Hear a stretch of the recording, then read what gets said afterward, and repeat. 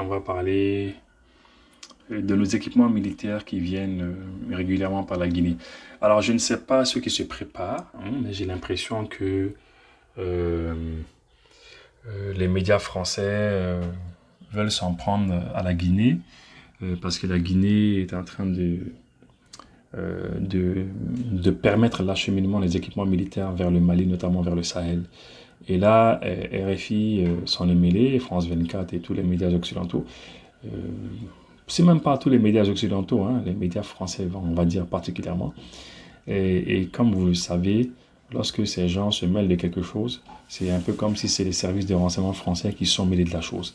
Alors, il ne faudrait pas que ça étonne les autorités maliennes si dans les jours, dans les semaines à venir, si la Guinée recevait des pressions pour ne plus laisser passer les équipements militaires. C'est possible, à mon avis, c'est possible parce que actuellement, ce à quoi j'assiste, c'est des menaces. Hein. C'est des menaces de la part des médias français. Et puisque les médias français sont, comme vous le savez, des porte-paroles directs des services de renseignement français, bon, ils sont pas contents parce que il y a des équipements militaires qui sont en train de venir par la Guinée et ils ne sont pas contents. Alors, je vais vous lire ce qu'ils ont dit. Ils ont dit que alors que le groupe paramilitaire Wagner a annoncé son départ du Mali, vendredi 6 juin, la Russie ne cesse de renforcer sa présence militaire dans le pays. Pour acheminer discrètement du matériel militaire à son corps africain, le Kremlin utilise le port de Conakry en Guinée voisine. Voilà. Donc, c'est ça. Une enquête en 2 épisodes. Voilà. Donc, ils ont fait une enquête, hein, vous imaginez un petit peu. Parce que nous, on reçoit les équipements militaires. Eux, ils ne sont pas contents. Et ils font des enquêtes pour ça. Des enquêtes. Pour savoir comment ça se passe. On veut savoir ce qu'ils ont. Pourquoi ils ont ceci. Pourquoi ils ont cela. Pourquoi on leur fournit ceci et cela. Oui, parce qu'on vous l'a toujours dit. On vous a toujours dit que ces gens-là, quand ils étaient chez nous, ils constituaient une grosse partie du problème. Parce qu'eux-mêmes ne voulaient pas qu'on soit armés. Ils ne voulaient pas qu'on ait des équipements militaires. Ils ont toujours été contre cela. En fait, pendant que l'armée française était ici chez nous, au Mali, au moment où l'armée française faisait semblant de combattre les groupes armés terroristes, nous, on cherchait à avoir des équipements militaires. Et à chaque fois qu'on se battait pour avoir des équipements militaires, eh bien, qui envoyait, la main de qui envoyait derrière, c'était la main des dirigeants français, qui faisaient tout pour diplomatiquement, politiquement, mettre la pression sur les pays qui voulaient nous fournir des équipements militaires. Ils ont toujours tout fait pour bloquer cela. Ils ont toujours tout fait pour bloquer cela. L'un des derniers cas que je peux vous donner en exemple, hein, on a un avion qui s'appelle, qui est dénommé CASA C-295. Le CASA C-295, c'est un avion qu'on a acheté à peu de 20 milliards de francs CFA sur son budget propre. Mais ils l'ont bloqué pendant des mois. Pendant des mois et des mois, ils ont bloqué la livraison de cet avion. Ah, c'était pas facile pour nous. Hein. Donc c'est ça. Alors maintenant que on a changé de partenaire, on a laissé carrément tomber la France et toutes ces forces spéciales européennes, on les a laissés tomber, on a dit, bon écoutez, ça suffit, vous constituez une grosse partie du problème chez nous ici, rentrez chez vous, si c'est vous battre, allez vous battre en Ukraine, les Ukrainiens ont forcément besoin de vous là-bas, laissez le Sahel, nous, les Maliens là, on va se débrouiller tout seuls. On va aller vers des partenaires plus sérieux, des partenaires vraiment qui meurent avec nous, hein. Vous savez, dans toutes les opérations militaires qui se passent, lorsque les Russes prennent part à une opération militaire, il y a toujours des Maliens aussi. Et quand vous avez 10 Maliens qui meurent, il y a 4-5 Russes qui meurent. C'est des gens qui meurent avec nous, ils dorment avec nous, ils se réveillent avec nous, ils se brossent les dents avec nous, ils vivent tout avec nous. S'il faut aller boire l'eau du puits, ils vont puiser l'eau du puits avec nous, on va boire la même chose, on vit les mêmes choses. Mais pendant que la France était là, l'armée française était là, mais il n'y avait pas question de faire des opérations comme ça ensemble. Non, ils disaient oui, opération conjointe, mais c'était juste le bluff. Hein. Se mélanger comme ça, comme on est mélangé aux militaires russes, c'est pas la même chose. Hein. On ne se mélangeait pas. Eux, ils étaient dans leur coin, dans leur camp, vous êtes dans votre coin. Des fois, on dit, ouais, on va faire des opérations ensemble, mais vous vous déplacez. Vous seuls, vous vous débrouillez, vous vous déplacez de ce côté-là. Eux, ils sont séparés de vous. Et puis, entre-temps, ils font comme si vous faites des opérations ensemble. Après, ils vous disent, bon, d'accord, c'est terminé. Donc, rentrez dans votre base. Nous aussi, on rentre dans notre base. Et nous, on savait qu'ils mijotaient des choses. Ils complotaient des choses. Hein? C'était eux qui alimentaient, c'est eux qui ont alimenté ce truc-là, la situation malienne. C'est eux qui l'ont envenimé, on va dire. C'est eux qui l'ont envenimé. Bah oui, parce qu'au départ, la menace était juste, elle était juste circonscrite dans le nord du Mali. Mais pendant qu'ils étaient là, les 10 ans qu'ils ont fait ici, et ça fait que la menace, elle s'est répandue partout sur le territoire malien. Partout sur le territoire malien. Hein? Je vous dis, hein? Je vous dis. Et aujourd'hui, on a des partenaires très sérieux, très sincères, qui nous fournissent des armes et on se débrouille bien avec eux. Et ça ne fait pas plaisir à certains. Et quand ils ne sont pas contents, qu'est-ce qu'ils font? Maintenant, ils font des enquêtes sur la Guinée, sur le port de la Guinée, sur nos équipements militaires. Voilà, ils disent que le port de Guinée, la porte d'entrée russe au Sahel, voilà. Donc, ils disent que c'est par le port de la Guinée, voilà. Et ils ne sont pas contents. Ils ne sont pas contents. Voilà. Et là, ils présentent des photos de nos véhicules militaires qui sont arrivés. Ils disent que le 31 mai 2025, au cœur de Bamako, un imposant convoi militaire composé de dizaines de camions de transport est escorté par la police nationale. Et ils disent dizaines de camions. Dizaines de camions. Nous, on n'a jamais fait venir 10 camions. 10 camions. Nous, on n'a jamais fait venir 10 camions. Mais tu fais venir 10 camions de la Russie, ça sert à quoi? Une dizaine de camions, ça, c'est du sabotage. Dizaines de camions. Mais un grand pays comme la Russie ne peut pas fournir 10 camions. C'est les petits pays comme la France qui peuvent vous donner 2, 3, 4, 5 camions. Parce qu'eux, ils n'ont pas d'équipement militaire, ils n'ont pas de matériel de guerre. Hein, on se rappelle, eux-mêmes, ils l'ont dit. Ils ont dit que lorsqu'ils ont été se battre en Libye, là, en une seule journée, ils n'avaient plus rien. Ils avaient tout bombardé. Tout ce qu'ils avaient comme munitions, comme quoi, ils ont tout bombardé en une seule journée. Ils n'avaient plus rien. Hein? Ils disent qu'une dizaine de camions viennent. Ce n'est pas une dizaine de camions. Hein? Mon vieux, il faut dire des centaines de camions, voire même milliers de camions. Mais des convois qui peuvent commencer à venir. Et depuis le matin, 9h, 10h, jusqu'à 16h, 17h, les convois continuent à venir. Des fois même, ils sont obligés d'arrêter le convoi pour que la population puisse circuler un petit peu dans la ville. Après, le convoi, ils reprennent encore. Ah non, ça c'est le sabotage. Ils ne sont pas contents. Mais vous, les Français, vous n'avez pas les moyens de donner des armes. Vous n'avez pas les moyens de donner des munitions. Vous n'avez pas ces moyens parce que économiquement, vous ne pouvez pas. Si un grand pays comme la Russie peut le faire, où est le problème? Où est le problème? Vous, les Français, vous dites que vous êtes venus ici pour nous aider à combattre les groupes armés terroristes. Les Russes disent, ok, il n'y a pas de problème. Nous, les Russes aussi, on vient. On va tous combattre ensemble les groupes armés terroristes. Vous, les Français, vous dites, ah non, vous dites, ah non, non. Vous dites, ah non, non, non, ça, il n'y a pas question... non, il n'y a pas question de se battre contre les groupes armés terroristes avec les Russes. On a compris que ce n'est pas clair quand même. Sinon, si vous avez tous les deux les mêmes objectifs, il ne devrait pas y avoir de problème. On a compris ce qu'il y avait en réalité. Voilà. Après, ils disent quoi? Ils disent que la question qui se pose est désormais de savoir comment un convoi aussi important a pu arriver à Bamako. Si vous vous dites 10 camions seulement sont venus, une dizaine de camions sont venus, pourquoi plus loin vous allez dire qu'un convoi aussi important vient à Bamako? Pourquoi vous parlez d'un convoi aussi important maintenant? Ah, un convoi aussi important là.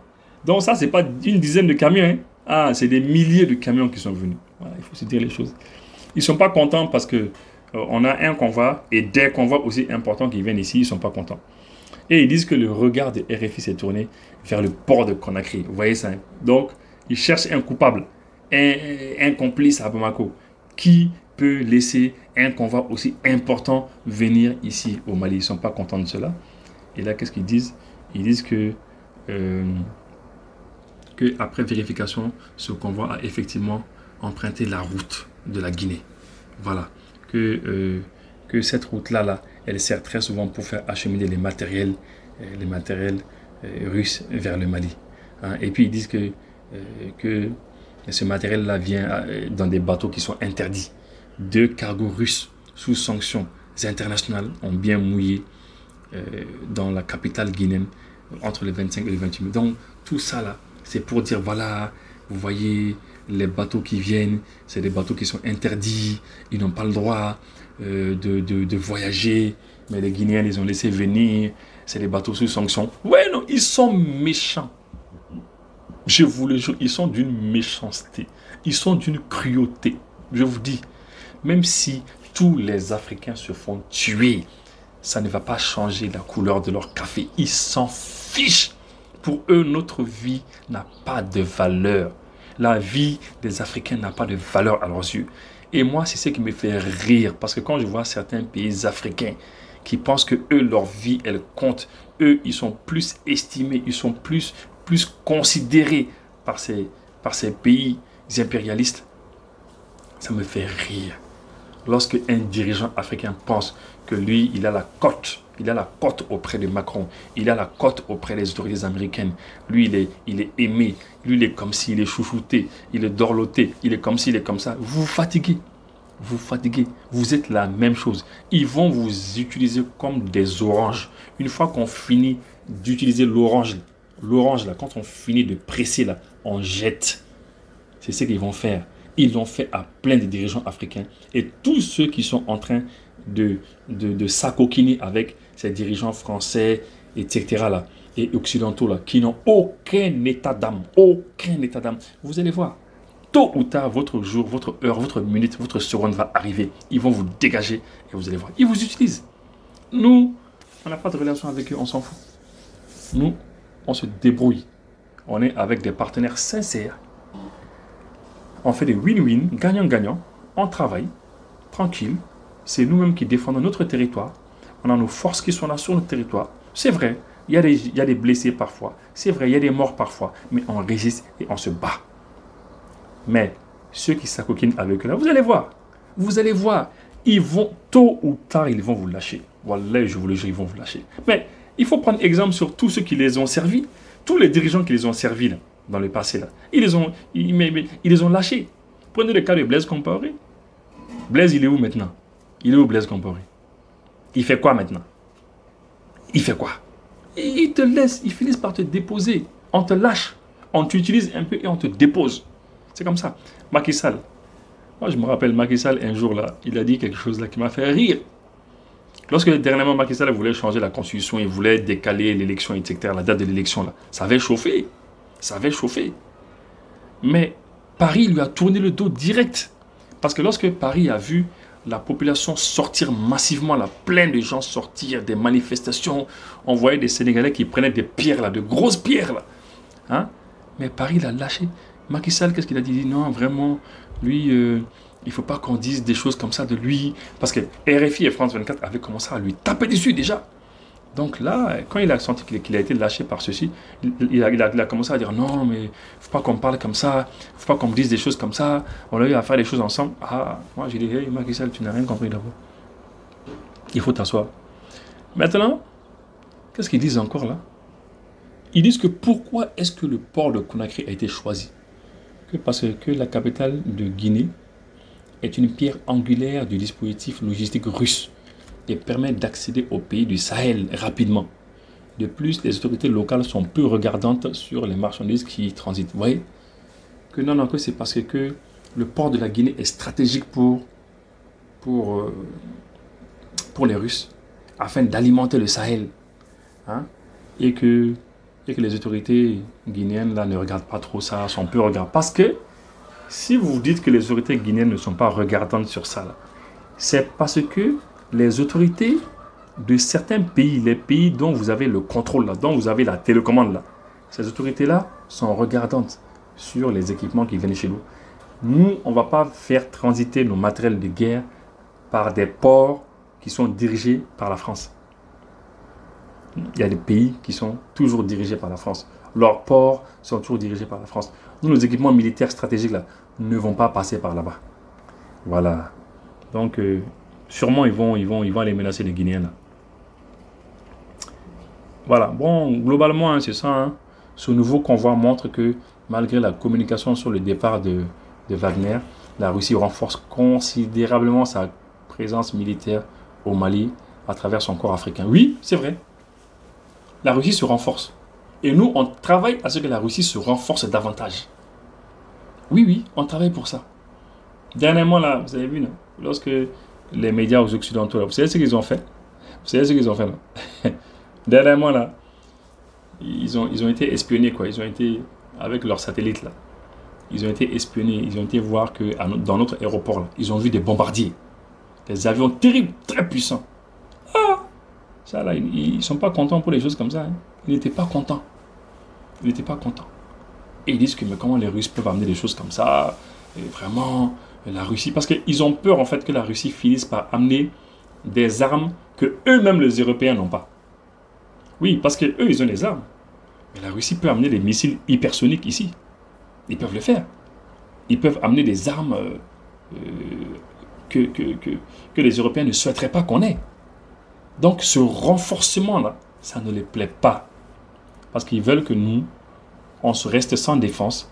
Ils veulent que nos populations continuent à se faire tuer tous les jours. Ils veulent qu'on soit endeuillés tous les jours.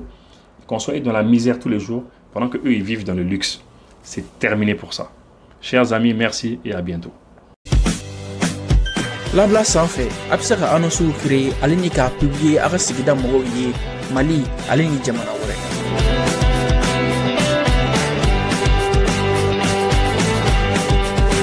Ka kumaɲɔgɔnya nɔgɔya sannikɛlaw ni feerelikɛlaw ye. Labla bɛ se ka sɔrɔ Android ou iPhone sanfɛ, App Store ale ni Play Store jamana caman na yen bɛ sɔrɔ video duguma.